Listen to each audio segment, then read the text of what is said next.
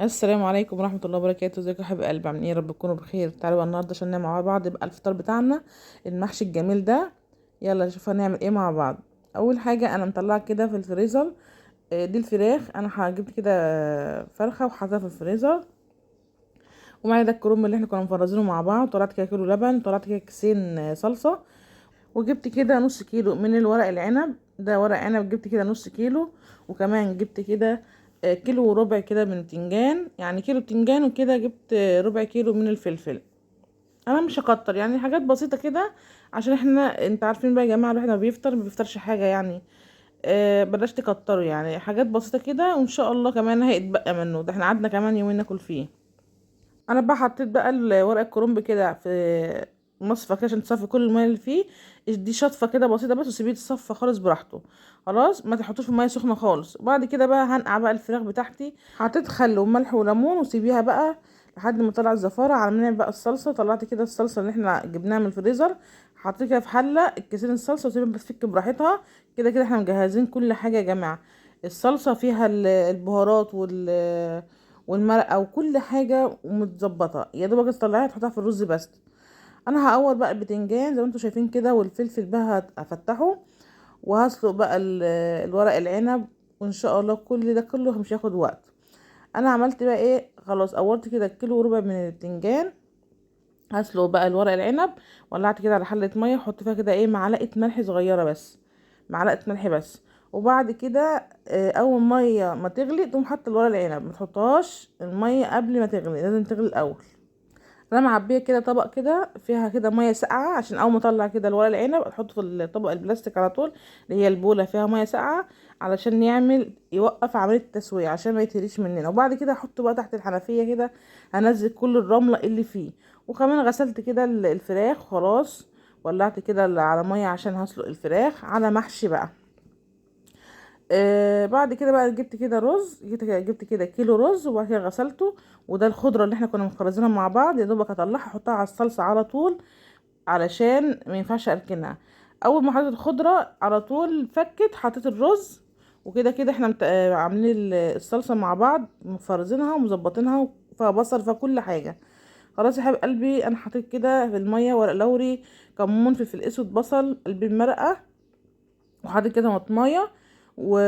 وسيب احط بقى الفراخ، سيبها بقى تاخد راحتها كده في السوا. يا دوبك ربع ساعه وتدفع على الفراخ عشان ما تتهريش منك. خلاص كده. وغليت اللبن علشان نعمل بلح بلبن زي ما انتم شايفين كده. ده الكيلو لبن احنا طلعناه من الفريزر. وكمان خلاص كده حطيت كده المحشي كده. غسلت الورق العنب حلو قوي كذا مره عشان الرمله اللي فيها. والكرنب صفى اللي فيه خالص الميه. سيبها تتصفى خالص الكرنب. وهبدا بقى احشي البتنجان. زي ما انتوا شايفين كده، خليت كده البتنجان احشي الاول علشان اقعد احشي بقى براحتي ايه الورق العنب والكرنب.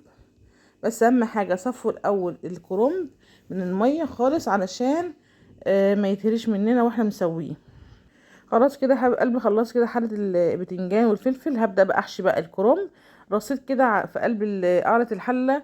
عشان ما يشدش مني حطيت ورق اخضر. وبعد كده برضو احشي كده برضو رصه كده من الورق الاخضر. بعد كده احشي بقى ايه الابيض زي ما انتم شايفين كده، ما خدش وقت برضو.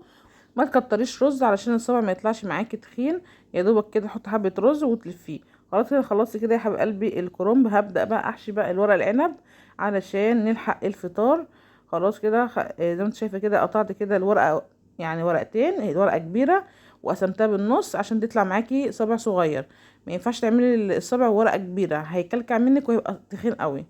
خلاص كده يا حبيب قلبي ورق العنب خلاص جاهز معايا وخلصته. وهسقي بقى بالشوربه كده. خلاص الشوربه بقت جاهزه معايا. اهم حاجه ما تكتريش الشوربه علشان ما يتهريش مننا، يا دوبك تغطي بس وش الحله. هسقي بقى الكرنب والبتنجان وبعد كده اغطيه. واول ما يتشرب كده وطي النار خالص، يا دوبك يتشرب البتنجان وورق العنب. بس لسه البتنجان لسه.